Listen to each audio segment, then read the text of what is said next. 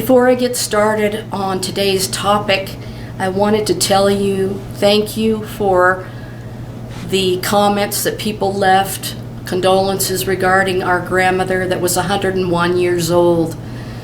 You know, it's kind of strange to me because I just talked about the royal marriage of the Queen with Prince Philip being the same length of time as Israel about to celebrate her birthday of 73 years. And the royal marriage lasted the 73 years, and now part of that generation of the royals is now passed away, and another part of it, the Queen, is still living. And I told you that my grandmother passed away the same, like just after midnight, and I just looked up because I just saw two birds fly over. I don't know if it was the doves or not, but anyway. But I told you that my nephew just got married. Later that same day after my grandmother passed away, she passed away just after midnight and 12:22 a.m. And then my nephew got married that same day at 5:30 in the evening in another place. And I told you that we had the thought, my sister and I think my nephew even thought that that would be the day she would go. Well, she was 101, and like a very old generation is now left. And while it's devastating in a way, I'm grateful that she's kind of, with my mom and other people, my dad and everything. But the whole thing was about the royal marriage coming to an end, and that being the generation that saw Israel become a nation with the royal monarchy. And I didn't really reiterate that too good in the last video, but my point was the Queen did take a coronation oath to uphold the gospel of Jesus Christ. And I don't condone a lot of stuff that's gone on with, those people in their lives. I can't condone things they've said, groups they're involved with, people they're involved with, and maybe even some agendas they're involved with. However, that doesn't change the fact that the Queen took an oath, and she does intend to uphold the gospel. And this was about a royal marriage. This was about Jesus coming soon to marry his bride as the bridegroom. Well, what's interesting is that Israel's going to celebrate that 73rd year on May 14th.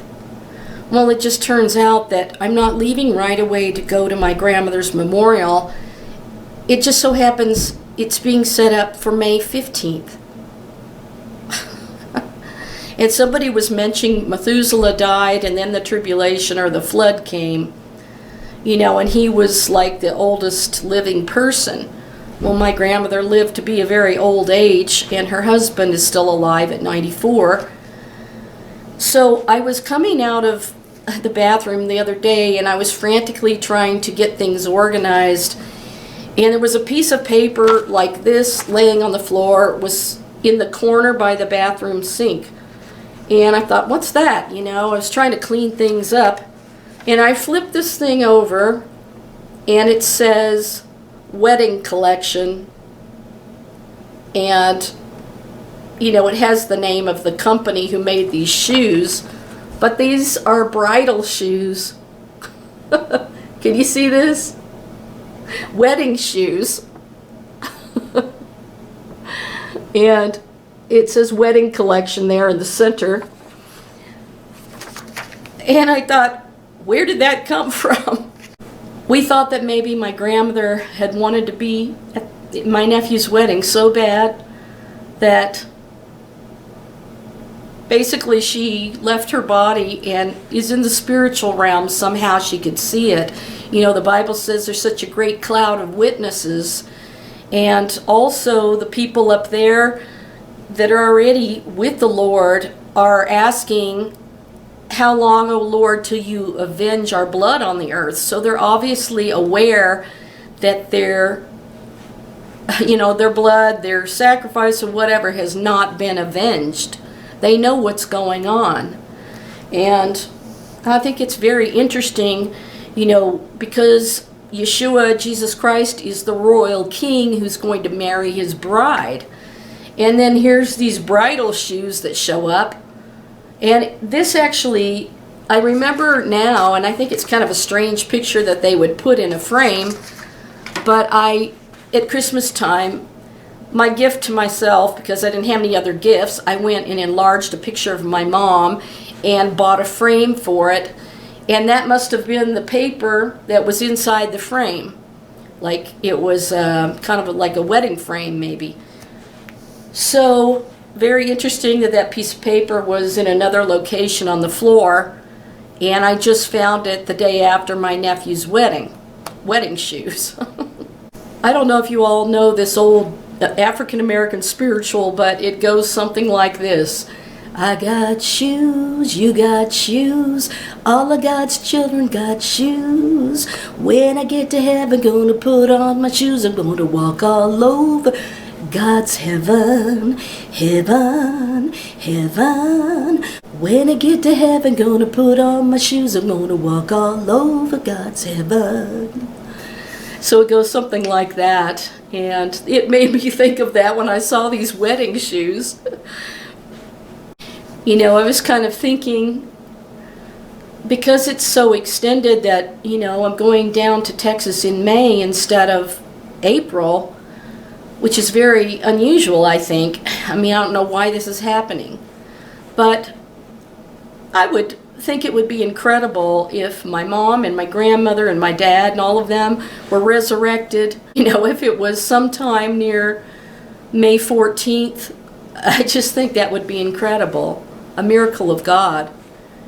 I don't really know when the rapture's happening and Jesus is taking the bride of Christ to marry her exactly, but I just think all of these things coming together are very unusual.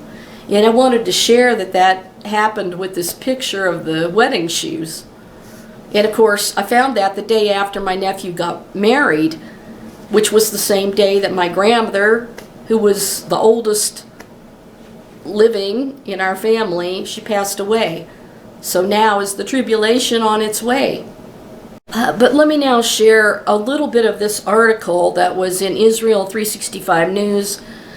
And this was Adam Eliyahu Berkowitz, April 19th, 2021. And I'm going to have to probably use code words in this article because you know that it's about the vax. So the title of this article is really kind of strange because if you think about all of the shots that have taken place over the past 50 years or so, there's no shot that's actually mentioned this. The Roman Pope gathers, and I'm just going to say Maud and Fizzle, Chelsea Clinton for conference on, quote, health for the soul. So, we know dealing with the mark, basically, in book of Revelation, that whoever takes the mark will lose their soul.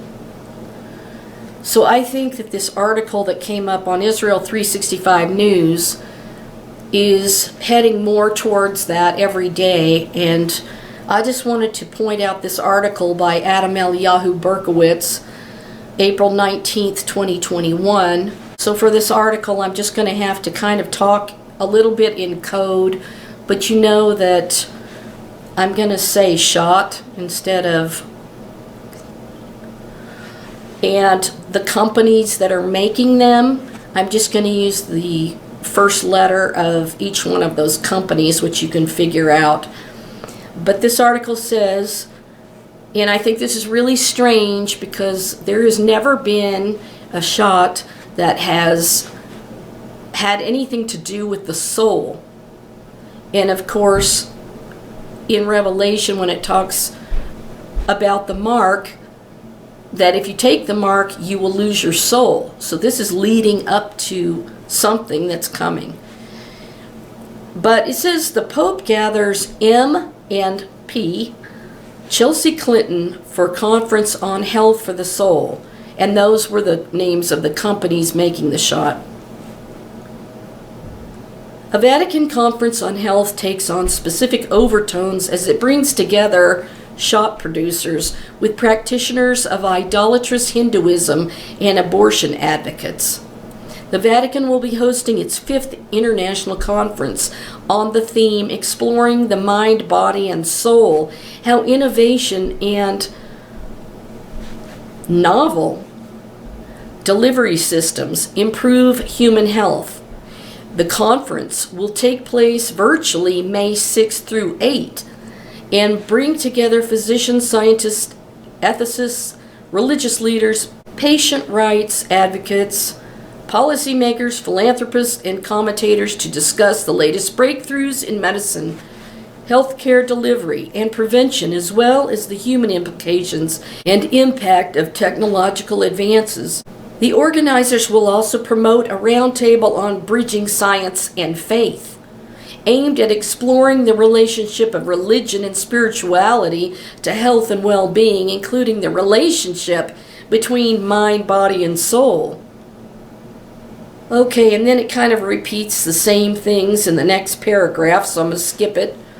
The Vatican Conference's website lists more than 100 speakers, featuring Anthony Fauci, Chelsea Clinton, and Deepak Chopra, along with celebrities active in medical philanthropy, global health advocates, policymakers, physicians, and religious leaders. Other speakers include Kerry Kennedy, Cindy Crawford, John Scully, Brandon Marshall, and Joe Perry of Aerosmith. You gonna rock out and get a shot? It says Hinduism, shots, and abortion advocacy. Some of the speakers are controversial. Deepak Chopra, who the conference describes as a world-renowned pioneer in integrative medicine and personal transformation, has been described as a New Age guru and has been criticized as a promoter of pseudoscience. A licensed physician and formerly the chief of staff at the New England Memorial Hospital, Chopra left medicine to engage in the Transcendental Meditation movement. In 1996, he co-founded the Chopra Center for Well-Being based on the principle of attaining perfect health, a condition that is free from disease, that never feels pain, and that cannot age or die. Seeing the human body is undergirded by a quantum mechanical body composed not of matter, but of energy and information. He believes that human aging is fluid and changeable. It can speed up, slow down, stop for a time, and even reverse itself as determined by one's state of mind. The Vatican's decision to incorporate this approach is not universally accepted among Catholic clergy. In a letter to bishops issued by the Congregation for the Doctrine of the Faith in 1989, Cardinal Joseph Ratzinger warned against transcendental meditation, saying it can degenerate into a cult of the body and can lead surreptitiously to considering all the bodily sensations as spiritual experiences. In 2003, the Pontifical Council for Culture issued a Christian reflection on the New Age, which similarly warned, many people are convinced that there is no harm in borrowing from the wisdom of the East, but the example of transcendental meditation should make Christians cautious about the prospect of committing themselves unknowingly to another religion, in this case Hinduism, despite what TM's promoters claim about its religious neutrality. Another featured speaker will be Dame Jane Goodall, the world-famous conservationist and primatologist and anthropologist. Among her many praiseworthy endeavors and beliefs, Dr. Goodall has expressed concern that overpopulation is the chief cause of many of the problems facing the world today. As a patron of the NGO Population Matters, she advocates for a global population cap set at 500 million, roughly what it was 500 years ago, and 6.7 billion fewer people than today. So they're all getting together to have this conference to promote and the people with population control are there. Alrighty, we got your picture. You know, here's one thing I always think. These people always think everybody else should get off the face of the earth, but they could do us all a favor and eliminate their own life. How about that? Okay, the guests will also include Stefan Bankel, the CEO of one of the shot companies, and the other CEO of P, the other shot company, both of which produced shots for COVID-19, which were tested using stem cell lines from aborted fetuses. Disgusting is all get out. That's just an abomination. The Vatican, which preaches that abortion is evil, released a statement in December saying that when options that do not benefit from abortions are unavailable, it is morally acceptable to receive the COVID-19 shots that have used cell lines from aborted fetuses in their research and production process when there is a grave danger such as the otherwise uncontainable spread of a serious pathological agent. In this case, I'll just say the bugs that cause the plague. I'm trying to reword it here. Chelsea Clinton, the daughter of former President Bill Clinton and Secretary of State Hillary, is an outspoken advocate for abortion. Wow. As 2020 came to a close, she exchanged warm New Year's greetings with the Church of Satan, and when criticized, compared the COS to her husband's Jewish faith. Are you kidding me? I really can't even believe that last statement.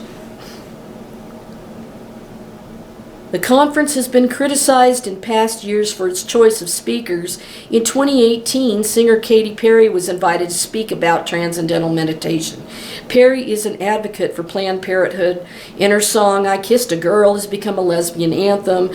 In another of her music videos, she promotes cannibalism. So maybe she's one of those stars that's going to harvest her own cells to make meat in the lab of some gross article that I read before.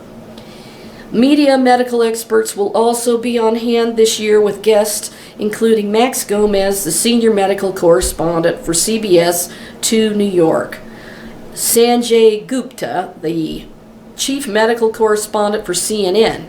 Yeah, it's kind of funny because I was flipping the channels the other night and they were promoting that guy. They were, giving him an award, or they were doing something, patting him on the back, setting him up for this.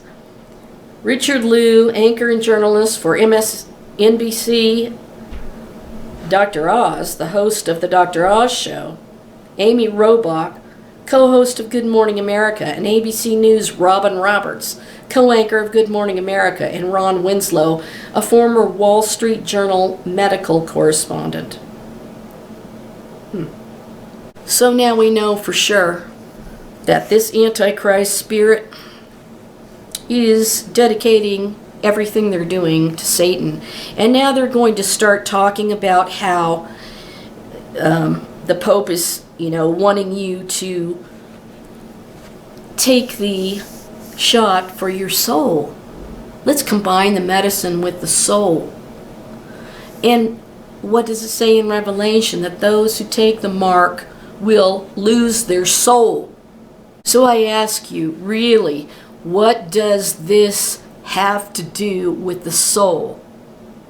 And why are they promoting that this is now connected to religion and the soul, because it's heading towards the mark.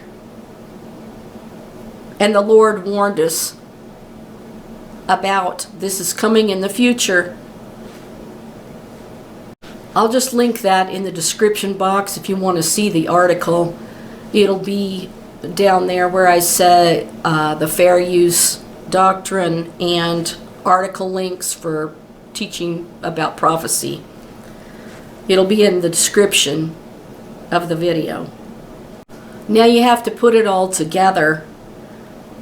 There's another article here in the Jerusalem Post. And first I want to say there was a Jewish woman in Israel who was part of the health group there. And she was saying that by doing these green passports, that they are creating a second-class citizen, so that those who have the passport will be able to participate in things, and those who don't have it won't be able to. Of course, we know that's going to be eventually connected with the mark as well, so it's all coming together. Now, it says in this Jerusalem Post article that tourists who have the shot who enter Israel may soon be eligible to receive the equivalent of an Israeli green passport, allowing them access to hotels, restaurants, and attractions, a government official said Sunday. Israel is in advanced conversations with the U.S. and several European countries to recognize shot certificates, he told the Jerusalem Post. Last week, Israel announced it will open the country to tourists traveling in groups, those who've had the shot, starting on May 23rd. If the infection rate continues to remain stable, it might begin to accept individual travelers as well, it said. It goes on a little bit, and I'll post this article so you can read it. But the title of that article was Israel to soon grant tourists green pass. That was April 18, 2021. And that was by Rosella Tirkatin. In other words, if you want to do any work for the Lord and you want to go to Israel to film or do anything like that, you will not be able to unless you have this green pass, which is actually having to do with the environment. And remember, I told you that the whole thing about refusing to give us toilet paper, that all had to do with the fact that some of those people on the left, they wanted you to use 1 square of toilet paper in the past. And interesting how they took away all the toilet paper, because these people are losing their minds that are doing all of this. And they're all doing it because they're being led by Satan, who they're basically worshiping. Then combine that with this article in the Times of Israel by Sue Serkis, April 19th, 2021. Draft legislation which would give extensive new powers to ministry aims to anchor steps to tackle global warming in law will be issued for public comment in coming days. So the title of the article is Environment Ministry Unveils Climate Bill with Sweeping Powers to Cut Emissions.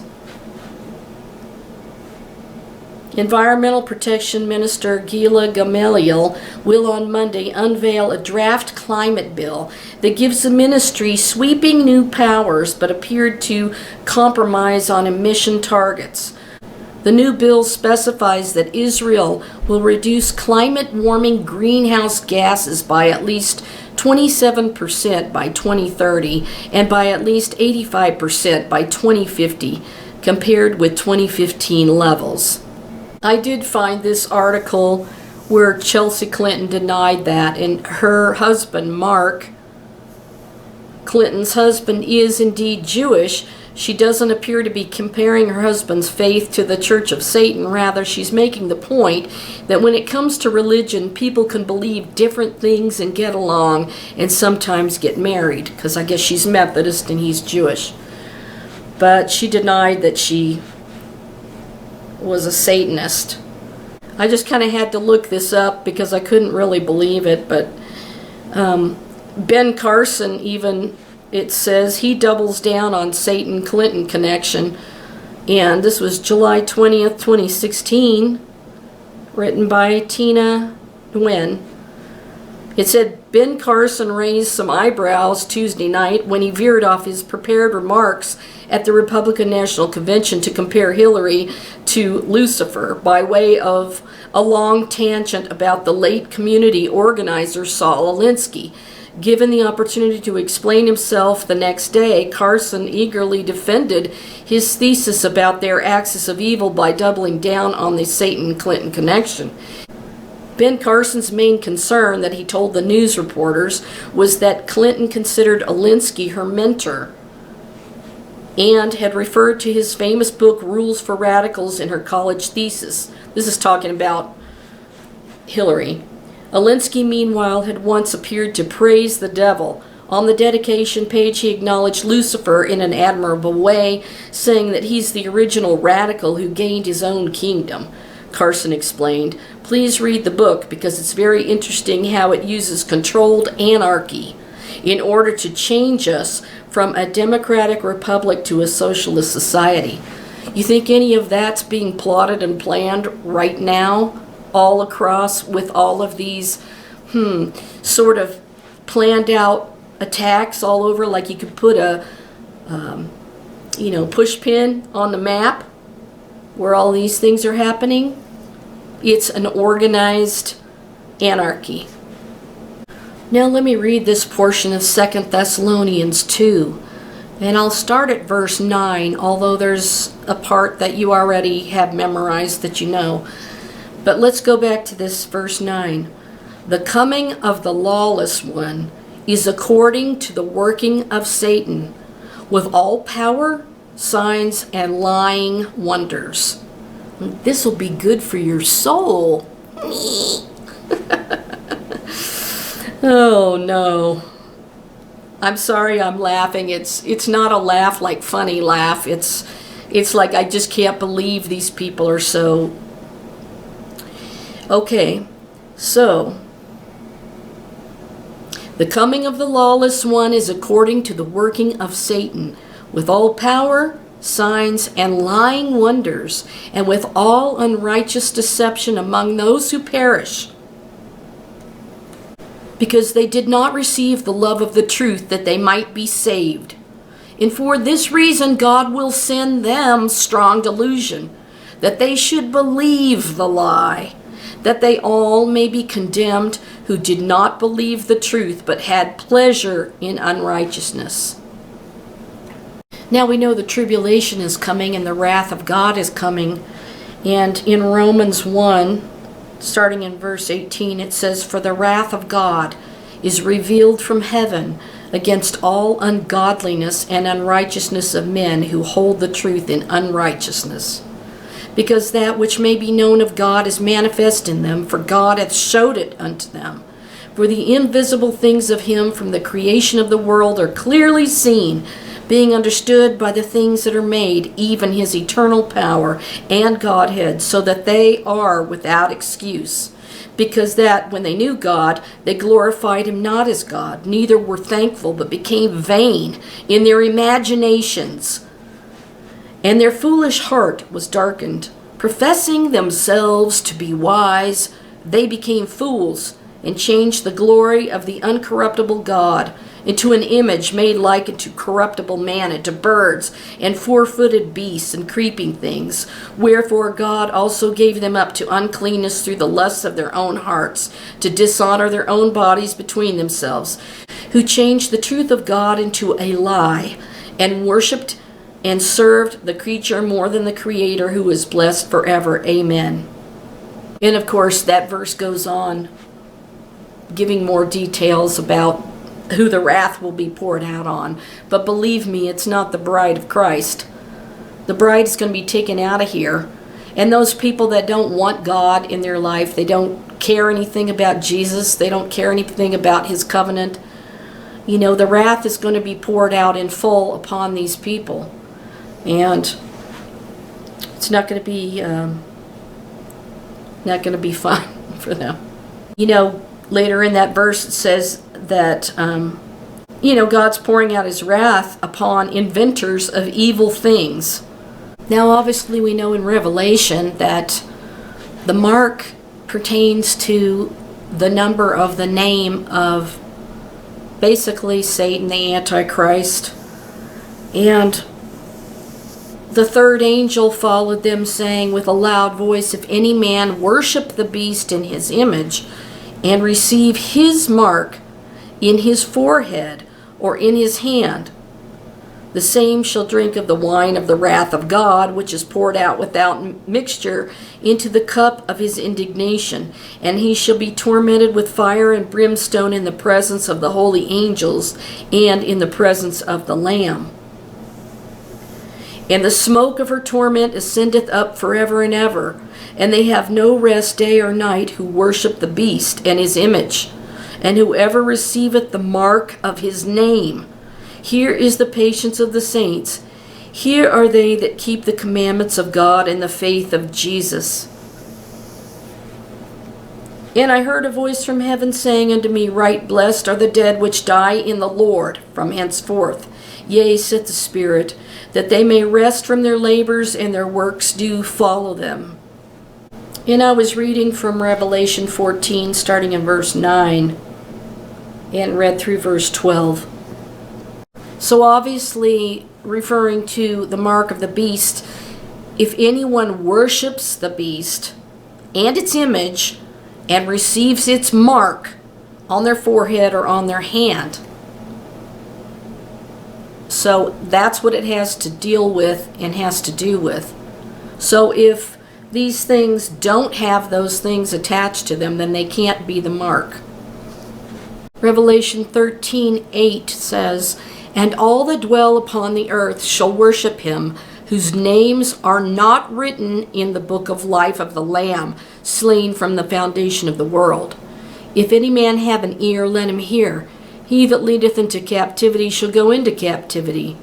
Then if you skip down to Revelation 13:16, we know it says, and he causeth all, both small and great, rich and poor, free and bond, to receive a mark in their right hand or in their foreheads, and that no man might buy or sell, save he that had the mark, or the name of the beast, or the number of his name. Here is the wisdom. Let him that hath understanding count the number of the beast, for it's the number of a man, and his number is 666. So we know some of those connections that we've seen with